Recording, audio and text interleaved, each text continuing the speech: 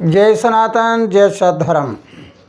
प्यारे देशवासियों, हमारी भारतीय संस्कृति को सुधारने के लिए हमें सतर्क होना पड़ेगा और हमें अपने आप को बदलना पड़ेगा।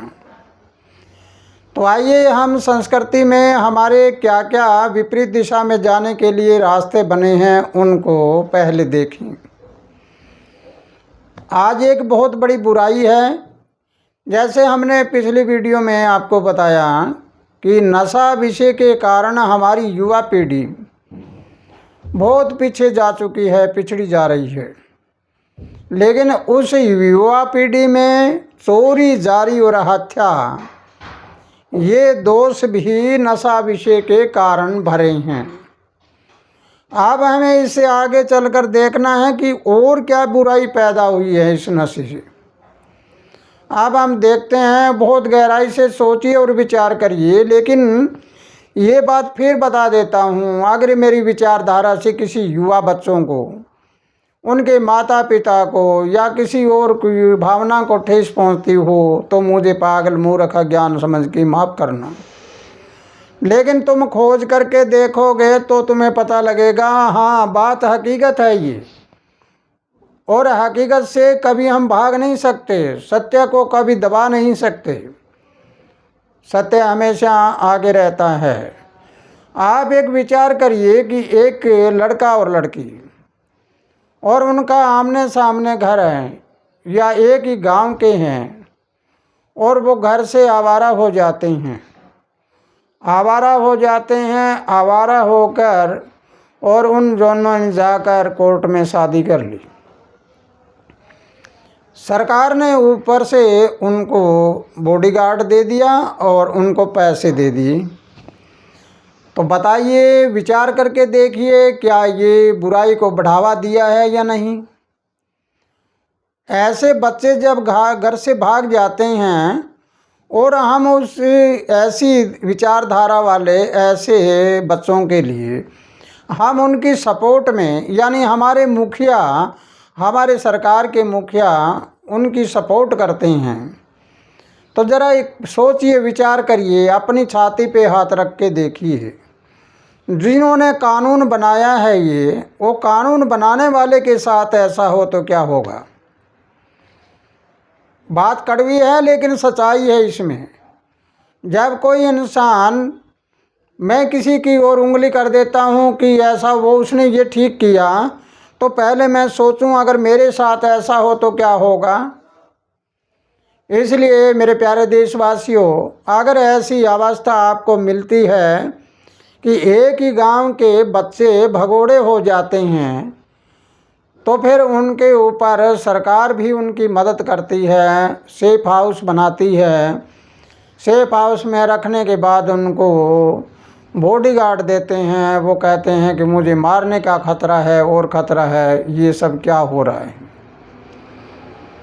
इसके बारे में अगर हमें अपनी संस्कृति को सुधारना है तो इस पर प्रतिबंध लगाइए। प्रतिबंध लगाने के बाद एक रास्ता बिल्कुल सही हो सकता है कि तुम शादी करो तो पहले तो अपने आमने सामने घर हो, अपनी गली मोहल्ला हो और हो, कम से कम उसको तो बचाएं। उसको बचाने के बाद अगर आपकी शादी इंटरकास्ट है, इंटर रिलीजन है, इंटर धर्म है, तो कोई बड़ी बात नहीं। लेकिन दोनों पक्षों के लोगों को सरकार के मुखिया, यानी मुखिया अफसर है या और कोई है जिसको नियुक्त करे, वो बुलाकर उनको दोनों तरफ से उनकी रजामंदी से शादी कराइए। फिर हमें किसी की ज़रूरत नहीं पड़ेगी कि यहाँ क्या हुआ, वहाँ क्या हुआ। इस प्रकार ऐसी कोई संस्थाएं हैं, इस प्रकार कोई संस्थाएं अपने बच्चों को सुधारने के लिए, भारतीय संस्कृति को सुधारने के लिए कार्य कर रही है, तो उनकी मदद करनी चाहिए।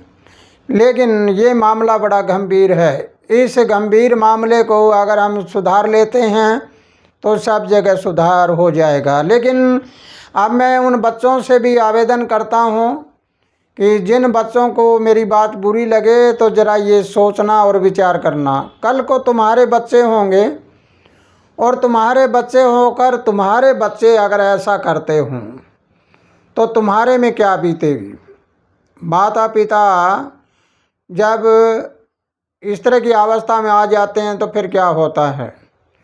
तो इसलिए रजामंदी से करिए, जो काम करे वो करना हो तो, लेकिन सरकार का सहारा लेकर करिए ताकि आगे इस तरह की संस्कृति के ऊपर धूल मिल ना हो। लेकिन प्यारे देशवासियों, इसके साथ साथ लड़ाई झगड़ा तनाव और बढ़ता ही जा रहा है, बढ़ता जा रहा है। जातियों का और का धर्म का जगह जगह पर झगड़ा हो रहा है। जातीय झगड़ा मिटने के लिए क्या करना चाहिए। अगर तुम नीचे से ऊपर तक लेकर देखते हो तो सभी के गोत्र एक जैसे मिलते हैं। एक गोत्र वाले को लाइन में बिठा दो, उनको पूछो गोत्र क्या है, सबका एक है। और उसके बाद में उनसे पूछते हैं कि तेरी जाति क्या है, तो कर्म को जाति बना लिया। अब कर्म को जाति बनाना छोड़ो और अपने गोत्र के उनके चाहे संगठन बनाए या उनकी कोई यूनिट बनाए या जो भी कुछ बनाए, उनकी संस्था बनाए, तो वो अपने गोत्रों की बनाओ, फिर देखो क्या होगा। अगर ऐसी ऐसी बातें होती हैं तो फिर देखो हमारी भारतीय संस्कृति है बिल्कुल सुधर जाएगी और हमें पूरा का पूरा रास्ता सही तरीके से मिल जाएगा। तो इसलिए प्यारे देशवासियों, आप सभी से आवेदन है कि अगर तुम इस बात से सहमत हो तो हमारे इस चैनल के ऊपर पूरी तरह से इन बातों को सुनकर अपने विचारधारा कमेंट बॉक्स में लिखिए, ताकि हमें पता लगे कि हमारे साथ कितने कितने लोग हमारा साथ दे सकते हैं। अगर आप हमारा साथ दोगे तो हम ज़्यादा से ज़्यादा बच्चों की पढ़ाई पे ध्यान देंगे, बच्चों को ज़्यादा शिक्षा देंगे, अच्छे रास्ते पे जो बच्चे जाते हों उनका समर्थन करेंगे और बुरे रास्ते पे जाते हों तो उन बच्चों को समझाएंगे, समझाकर बुरे रास्ते से बचाएंगे। ये बचाना, सुधारना, समझाना हमारा काम है। लेकिन अगर आप साथ देते हो तो हमारी संस्कृति जल्दी सुधर सकती है। लेकिन अब एक बात और बताऊंगा आपको, इसके बारे में और सुनना।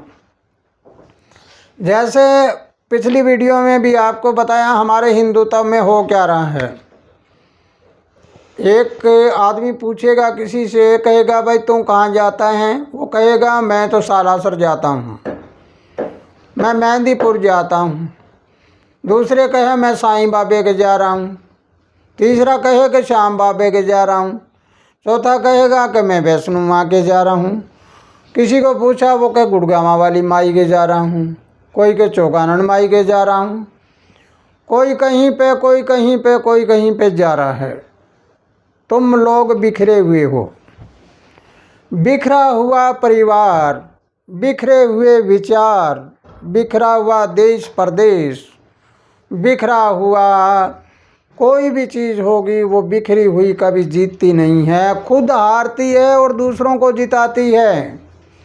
अगर तुम्हारा परिवार बिखर जाता है, तुम परिवार के 5-7-10 सदस्य हो मान लो, तो तुम्हारे घर में सब की एक दूसरे में फूट हो, आपस में लड़ते हो, बिखर जाओ तो क्या होगा, तुम समय हारोगे, अपने बिखरे हुए हो तब हारोगे। इसी प्रकार कोई भी समाज है वो सब बिखर जाते हैं तो वो हार जाता है।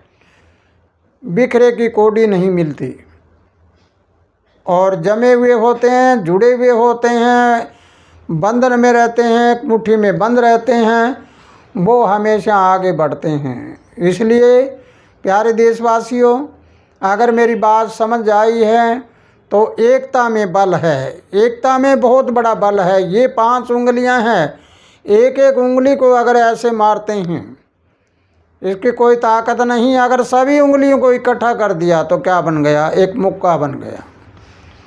इस मुक्के में कितना बल हो गया, ये हथौड़े की तरह बन गया, ये एक छड़ी की तरह बन गई। अब इस छड़ी से कुछ बनना नहीं, लेकिन हथौड़े से तो कुछ बन जाता है। इसलिए हमें बिखरना नहीं, एकता में रहना है। अपने विचारों की एकता करो, अपने विचारों के साथ अपने घर की एकता करो, अपने घर के साथ साथ अपने परिवारों की, कुटुंब की एकता करो, उसके पास देश और प्रदेश की एकता करो, और फिर देखना हमारे चेहरे ही बदल जाएंगे, किस्मत ही बदल जाएगी। हम चले ज्योतिष के पास, मेरी हाथ की रेखा देखो, मेरी हाथ की रेखा में क्या दिया हुआ है। ये कहता है कि तुम्हारे पे ग्रह चाल कौन सी है। पूरा विश्व 12 राशियों में बंधा हुआ है, और 12 राशियों का ही हम कोई पटिशन निकालते हैं या हम किसी तरह कोई उसका निकालते हैं तो फिर क्या आता है। आप मेष राशि वालों के बारे में जानते हैं। मेष राशि वालों के बहुत अच्छे दिन आए हुए हैं। मेरी भी मेष राशि है और बहुत लोगों की मेष राशि है। जो मुझे मिलेगा वो उस आदमी को नहीं मिल सकता जो बिल्कुल गरीब से गरीब है, क्योंकि उसके कर्म के कारण उसको समझ नहीं आ रही बात। इसलिए पहले तो हमें अपने आप को समझना है कि मैं कौन हूँ, तब ये राशि काम करती है। नहीं तो हम रस्सी में बंधे हुए हैं, बस बंधे रहेंगे, हमें पता ही नहीं है। हम ऐसे बैठ जाएं कि मेष राशि वाले अपने आप आ जाएगा सब कुछ नहीं आएगा। हाथ में रेखा है, मेरे हाथ की रेखाएं जब कोई ज्योतिष देखता है तो सबसे अलग, सब हर तरह से अलग हैं, हर रेखाएं अलग है। लेकिन ये रेखाएं जब मैं बचपन में था तब उस दिन कोई नहीं देखा करता था, कहता था ये बहुत बड़ा विद्वान है, लोग कहते थे ये बनेगा कैसे। लेकिन कर्म करने के साथ ये रेखाओं ने फल दिया। तुम खेतों में फसल बीज दो और तुम उसकी रखवाली ना करो, पानी ना लगाओ, खाद ना डालो, उनकी खरपतवार ना निकालो, फसल कैसे होएगी। इस प्रकार तुम्हारी रेखा कुछ कहती होगी, कोई बड़ी बात नहीं। तुम्हारी किस्मत कुछ कहती होगी, कोई बड़ी बात नहीं। लेकिन तुम कर्म के साथ जोड़ो, तुम्हारे सब कुछ पलट जाएगा। तुम गरीब हो तो धनवान हो जाओगे, और अमीर हो तो और अमीर हो जाओगे, अज्ञानी हो तो ज्ञानी हो जाओगे। सब तरह से खुशियाँ अमन चैन हो जाएगी। तो इसी के साथ प्यारे देशवासियों, अगर मेरी बात आपको समझ आई है तो आइए हम भारतीय संस्कृति में परिवर्तन करते हैं।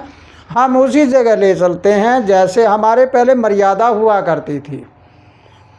एक पंचायत हुआ करती थी, हम लोग बैठ के फैसला कर देते थे।